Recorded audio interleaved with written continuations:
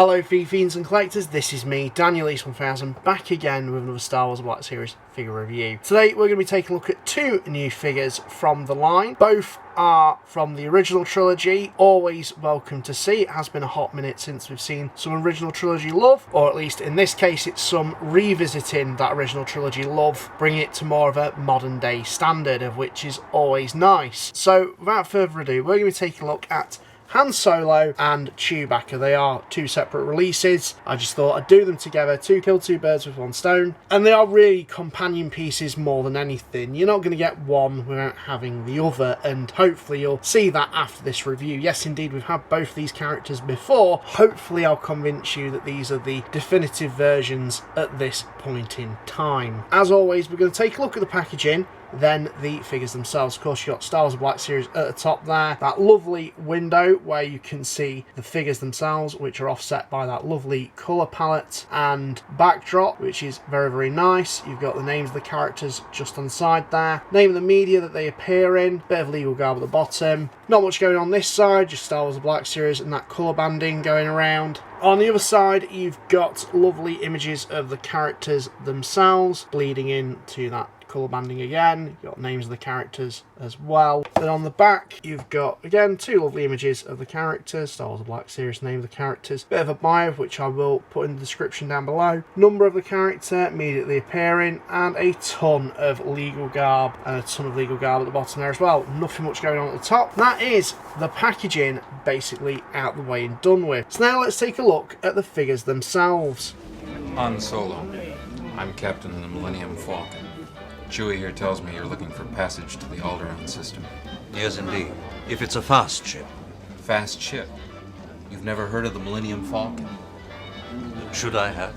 It's a ship that made the Kessel run in less than 12 parsecs.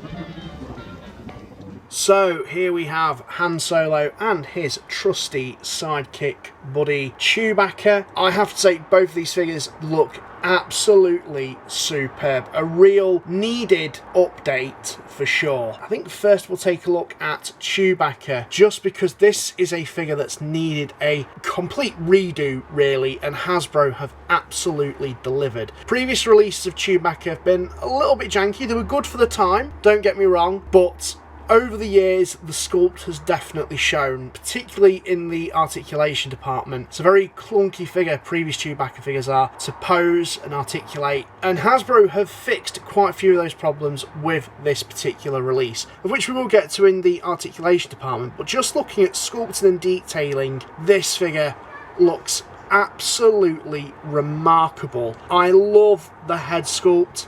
They've gone for a closed mouth version of Chewbacca, which is fine. You can see his little teeth there, his little dog-like face. Just really, really nice. And the colour fading on the fur as well is just absolutely wonderful. I mean, they've nailed that before in the past. I mean, any character with fur is quite difficult to capture in plastic, naturally because fur moves with the contortion of the body, and well, in plastic it's set there. So you've got to make some really difficult choices, particularly when it comes, for example, to the hands, as to how the fur should flow, because in a pose like this it doesn't look natural. You're always going to have that issue unless you actually did it with real fur. So you have to make some compromising decisions, and Hasbro's done a pretty good job with that. It's kind of similar to what they've done before with Chewbacca figures. I think it does look really, really good for the most part. And again, this is a completely new figure. Initially when I saw pictures of it, didn't think it was. I thought it was just a complete straight up reissue of Chewbacca, but until you get it in hand, you actually really do get a feel as to how different this thing is. If we just come down, of course, you've got his belt there, his little satchel, and then the legs, again having that colour fading, and the feet as well. All of which looks absolutely wonderful. In terms of the accessories, a little bit underwhelming, I do have to admit, in the fact that all he comes with is the bowcaster. Now, even this is a upgrade to the previous bowcasters we've had, particularly because they've now added this strap, of which is something they've not included with previous releases, at least in the Black Series, off the top of my head. So it's such a welcome addition for this figure to come with it. And it's sculpted in this really soft plastic. It's very pliable, so you can actually have him, you know, of course, hold it as I did there, but wrap it over himself and of course the bowcaster piece does fall off, but you can have him carry it like so. It does come with its own little faults with the fact that you have to attach this thing on, which is fine because it's going to be difficult for Hasbro to pack that in the packaging as it is like so. I think most people will probably want to glue this piece on because it is a little bit loose on the figure, and as you saw there, it does get knocked off quite easily. I mean, detail wise, it does look pretty similar to the previous bowcasters that we've had. It's all there. It would have been nice if there was some more paint application just to pick out those details. As it is, it looks absolutely fine. The satchel is actually glued on to the figure, which is an interesting choice, but I suppose it stops it from slipping off all the time. But yeah, that's all the accessories that he does come with. Again, can't think of anything else. Maybe if they just included as a nice little addition a Stormtrooper blaster, that would have been cool, but again, no biggie that they haven't included that. Comes with everything that you could really expect Chewbacca to come with. Again, Chewbacca figures previously have looked great, it's just when you got them in hand, very, very clunky figures to articulate. Now we can finally get on to articulation, because this is where the figure does completely excel, in my opinion, to previous Chewbaccas we've had. So first and foremost, as I mentioned about the fur and the contortion of it, Hasbro have to make some sacrifices, and naturally the head of Chewbacca is always one, because you have this basically collar which goes all the way round attached to the head with sculpted fur. That always causes an issue with articulation, particularly in the head. So usually you're very, very limited in the movement. You can't really, on previous releases, turn his head really far around. But that is resolved with this particular figure. You can really, really turn that head quite far because it's sculpted in a quite pliable plastic. And also there's an articulation joint there. I'm really not sure what they've done to improve that, but they've improved it, and that's absolutely fantastic for me. So you can really move his head up, down, angles that you couldn't really get before on previous Chewbacca figures. So it's like they've got a ball joint in the head and a ball joint in the neck. Additionally as well, you've got the butterfly joints, so you can really move the arms back and forwards. I don't think previous Chewbaccas have had that before. But he's got ball jointed shoulders, ball jointed elbows. Now the elbows, you can really bend quite close to the bicep like so. Usually Chewbacca figures, you could only just about get it to there. Hasbro, by the looks of things, have elongated the joint a little bit more. They've also sculpted the fur to just, you know, dip a little bit more round, so you can get more motion out of that elbow, and you can really get him to hold it quite upright like so, and really get the blaster really close to himself like he does in the film. It's not awkwardly widespread. You've also got the ball jointed wrist, of which even then you can get some great articulation out that as well. You've got a ball jointed torso just here. You've got ball jointed hips, but once again the ugly head arises of the missed thigh cut swivel. However, there's just enough range in that ball joint to really twist that leg around, just enough for what you need. Really, it would have been nice just to have that thigh cut swivel there.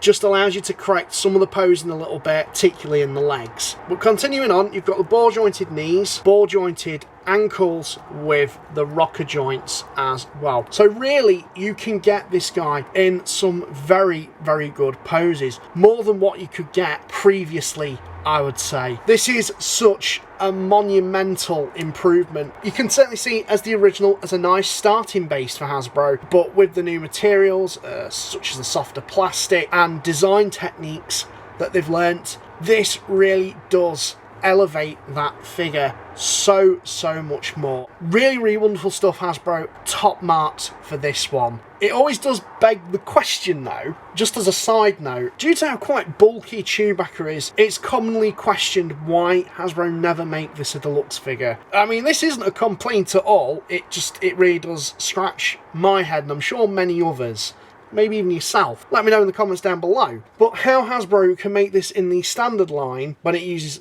absolutely new parts, quite a considerably taller figure than others in the line, how they can just make it in the main line, not justify it as a deluxe release. Don't know, always scratches my head. Don't start giving us Chewbacca attacks, Hasbro, please don't.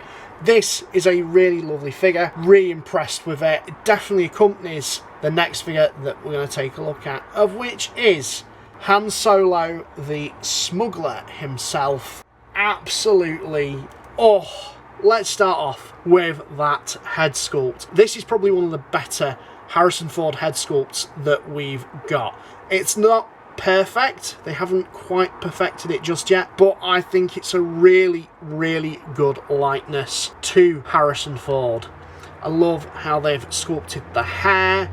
The face is pretty accurate to how he looks in A New Hope. The paint application as well is pretty bang on. In terms of the neck as well, compared to that very first Han Solo figure we've lost that giraffe neckage going on. You've got his collar popped, the jacket as well, completely new sculpt, and he looks absolutely terrific. Just having a look at the back of his jacket, some really cool detailing there, the arms as well, and then the shirt. There's two layers to that, so you've of course got the jacket, it's a separately sculpted piece, and then you've got the undershirt, and then inside there of course the body itself. So there's a couple of overlays, and they surprisingly don't hinder articulation. Coming down to the legs, you've got his jeans, the holster as well for the blaster, and the belt. Just looks absolutely fantastic. Really, really authentic stuff. And then the boots, just wonderful. Of course, you've got the red pattern on the pants. Yeah, this one is such a huge improvement, figure-wise at least, to the original. Something that I am a little bit disappointed about though, coming into the accessories, all he comes with is his blaster, his iconic blaster. He does hold that very, very nicely, and it does fit in to the holster quite well as well. Just attaches via a peg. We just pop that in there. Fits nice and snugly into that holster like so. That's it. That's all he comes with. And if we look at that very, very old release back from Wave 2 all them many moons ago, it came with so much. You've got the Stormtrooper belt and blaster holster combo, you've got the Stormtrooper blaster, interchangeable hands, so you could have just the regular hands and the smuggling glove hands. This doesn't come with that, all it comes with a blaster. Now I know they've gone completely new, they've really put a lot of effort into this sculpt. That's absolutely fantastic, congratulations there Hasbro. It just would have been nice if they included a little bit of extra sauce to this figure in terms of accessories. Just the gloves would have done it for me, that would have been nice. Maybe some interchangeable hands, because I don't know what's going on with this one. It's just in this pointing position. Just getting something extra would have really, really added that extra cherry on the cake, and that's something that Hasbro just seems to miss quite a few times. They make something really, really nice like this, and they just forget to add some little additional details just to push it over. Now, coming into articulation, Han has a ball joint in the head, a ball joint in the neck, so you can get some really good posing out of that. Butterfly joints in the shoulders, ball jointed shoulders as well, ball jointed elbows. There's even a swivel just on the forearm there, ball jointed wrists. And again, just to make my point about the hands and how they should have made them interchangeable, they've got the purpose for them there because they're actually on ball joints, so they're easily interchanged. Features basically built in so they can do that. Just do it, Hasbro. Nonetheless, ball jointed wrist, ball joint in the torso, ball jointed hips, and again, the head of the mist thigh swivel is there. Anyways, ball joints in the knees, a swivel at the top of the boot, of which really does help with articulation and mending some of that crime with the missing thigh swivel, ball jointed ankles with the rocker joints. So that's all the articulation that this figure comes with. Overall, both of these guys just look absolutely remarkable. Real improvements from their first releases. You know, definitely taking some of the bones of them, but completely redoing it, going back to the drawing board and enhancing them tenfold. Yes, it would always be nice to get some extra accessories, but we know how stringent Hasbro can be with that. The figures come with everything they need to, and that in my book is just fine. It's always certainly nice to get a little bit more, but in terms of finally getting really accurate representations of the characters to a more modern day current standard is just really brilliant to see. And putting these together with your other cast of A New Hope characters just really sets things off amazingly. Hasbro, I absolutely applaud you for both of these figures. So here's the thing, here's the side note. I know why you've done this, Hasbro, because on paper you get to redo them, you get to revisit them, you get to improve them. Big thumbs up from me in that department. But you've also made it easier for yourself when it comes to the 50th anniversary of Star Wars, because you'll do what you've done before. You'll repackage these, and the Luke, and the Leia, and the Obi-Wan that you're going to do, in that vintage style packaging, or something of a similar ilk. You've given yourself an easy pass. You're cheeky. You're very cheeky for doing that. You could have just waited with these figures. I'm certainly glad that we finally got these figures, don't get me wrong. But really, when it comes to the 50th anniversary, please just make it a celebration of everything Star Wars. This is brilliant, but I like this.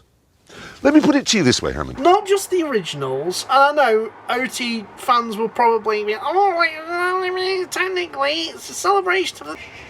I get it, New Hope was the first film, but come on, make it a celebration of the entire franchise. I beg you, please. And I'm a hypocrite for saying this because a lot of my thumbnail branding is vintage styled, but I'm bored of it. Come on, by all means, go off and do them in the vintage style packaging because I know you're going to do it anyway, but just give us something a little bit different for the 50th anniversary alongside them. Have it as a celebration of the fandom as a whole, of the franchise as a whole. Don't just purely spaff it all on original trilogy stuff. Anyways, that's just a little side tangent from me. I really had to get that off my chest. Let me know what you guys think though in the comments down below. Will you be picking these figures up? Do you agree with me? Do you disagree with me? Sound off. I'll see you all later. This is me, Danny Lees 1000, signing out.